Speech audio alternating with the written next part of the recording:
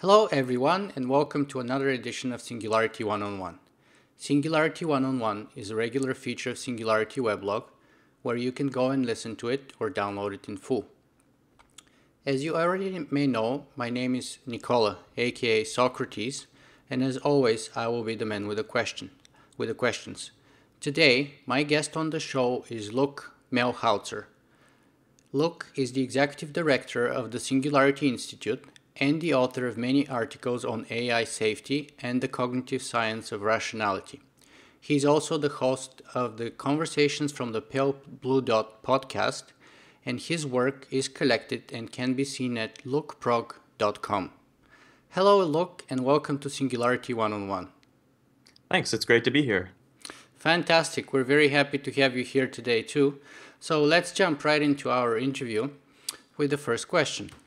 Luc, can you please tell us a little bit more about yourself and your background? And the reason I'm asking this is because we all know that the reason I get my guests on the show is their work and the things that they're interested in. But I would like to make the connection between the person's personality and what they do, their goals and their motivation. So in this way, hopefully we provide a fuller picture. Yeah, as I actually say in the first chapter of my online book, facingthesingularity.com, this kind of information about me is some evidence about how you should respond to everything else I say. So I think that it is a good question to ask. My short life story is that I was raised a evangelical Christian in Minnesota, USA, in the frozen north, the land of lakes. And my father was and is a pastor of a small church there. And I didn't really escape my little Christian evangelicalism bubble until my early 20s. And that was when I discovered that Christianity was false, that supernaturalism is false, that science is the best way that we know so far to figure out how the world actually works. And that was, at first, hugely crushing because all of my values and my meaning and my purpose in life had been wrapped around the idea that, God was in control of my life and had purposes for me. So after that, I had to search for meaning and value and purpose on my own in a world made of atoms. And I found it pretty quickly. It wasn't that hard. There have been billions of non-religious people for thousands of years who have lived lives of plenty of meaning and purpose. But I just had to discover that for myself. The other thing, though, that my deconversion from religion did was to make me realize that, wow, I had been incredibly confident about something that was completely wrong in thousands of particular ways. And so there's something wrong with my brain where it's obviously not an ideal seeker after truth. And so this led me to the study of human biases and heuristics and debiasing techniques that you can use to get around the sort of tricks that your mind will play on you. And so through all of that, I eventually stumbled across the website lesswrong.com, where a lot of that literature is collected and turned into blog posts that are kind of like really exciting to read and everything. And then that was also where I encountered the material about artificial intelligence, and in particular about the idea that once we create a machine that is as talented as we are at things like technology design and general reasoning, then it will be able to either improve its own intelligence or create machines that are more intelligent than it is, and then those machines will have even greater intelligence with which to improve their own intelligence. And you can get this positive feedback loop by which the intelligence of the machines vastly surpasses the intelligence of humans.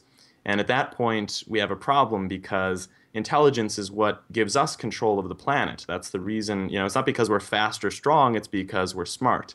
And so intelligence is just sort of like a general ability to optimize the world according to your preferences. And so once you have a being that is more able to optimize the world according to its preferences than humans are, you have to start to worry about what that being's preferences are and whether they accord with your own.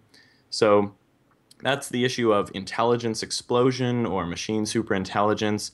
And I began to take those ideas very seriously as I studied them.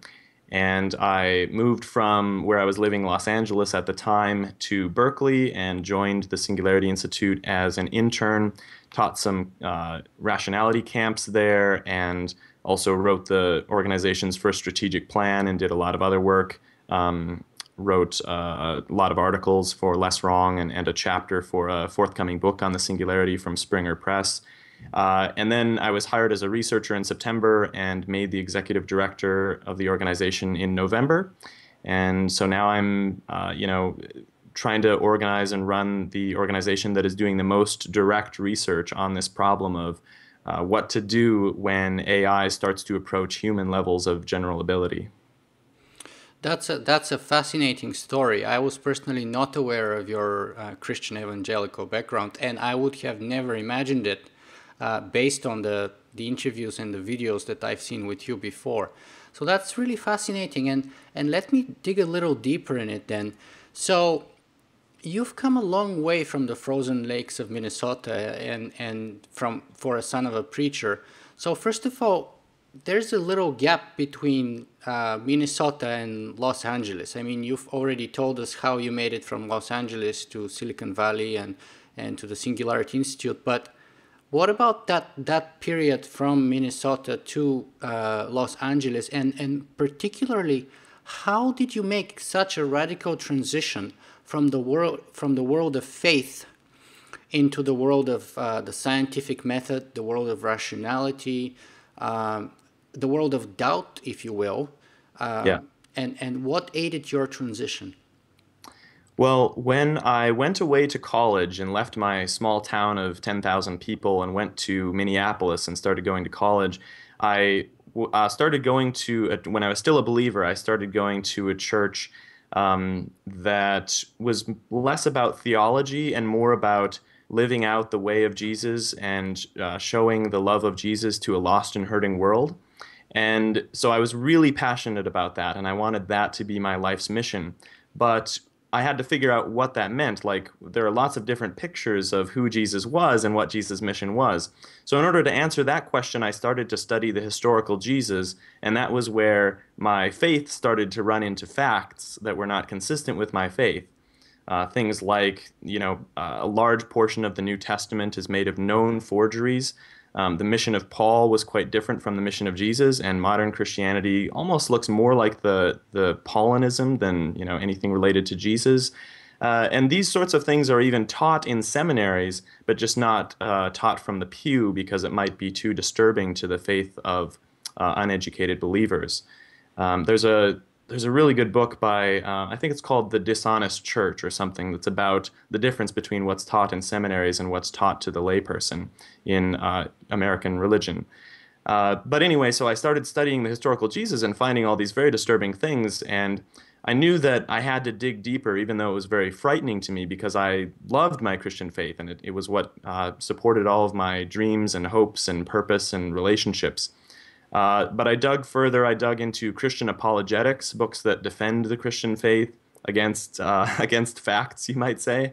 And then, so this led me into philosophy in general and trying to figure out what's the best way to reason about things in general.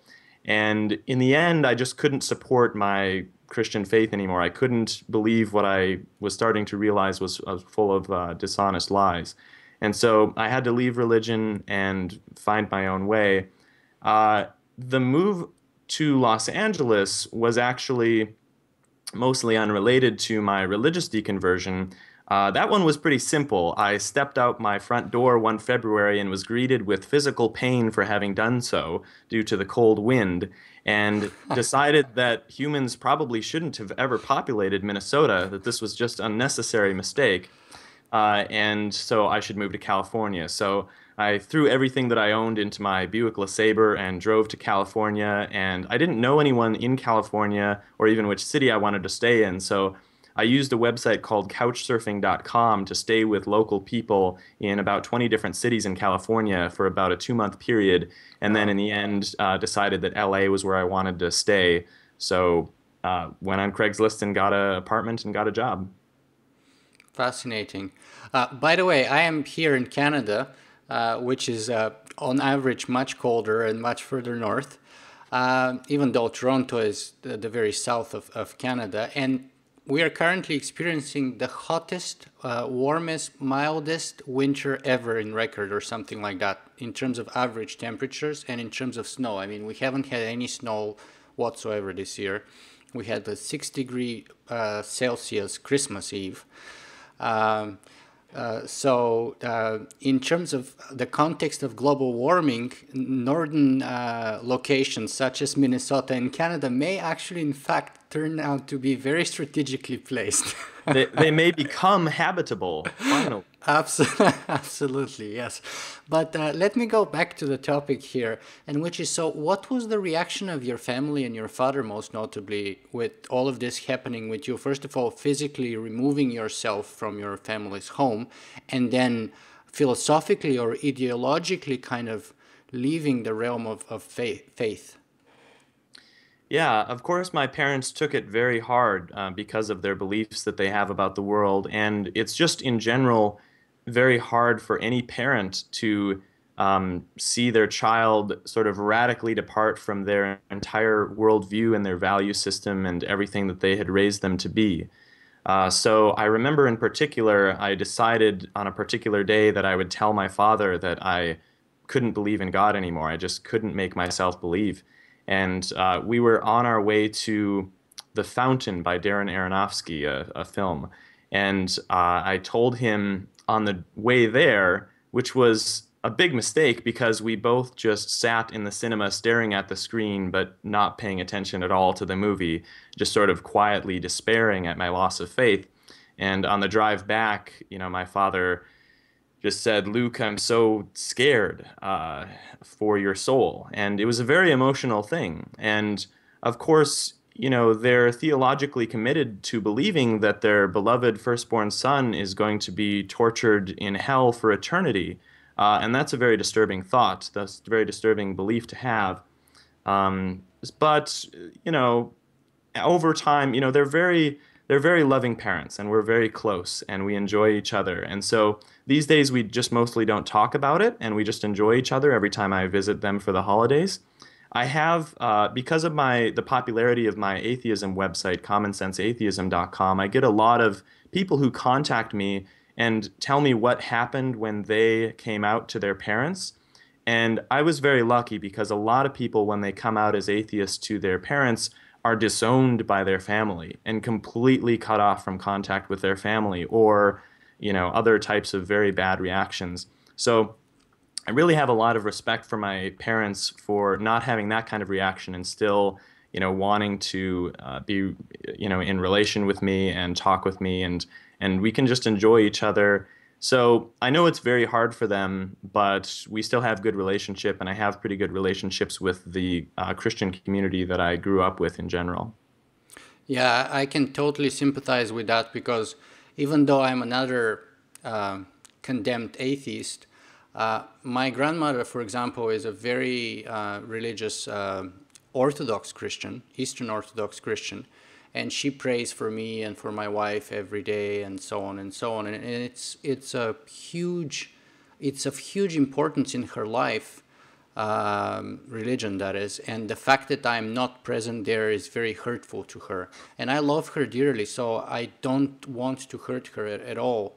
But at the same time, I want to be genuine and faithful to my own beliefs and principles. And that this way we're caught in this dilemma. So we don't want to hurt the people we love, but at the same time, we have to be honest to our own selves. So I can totally sympathize with that. But let me move on then.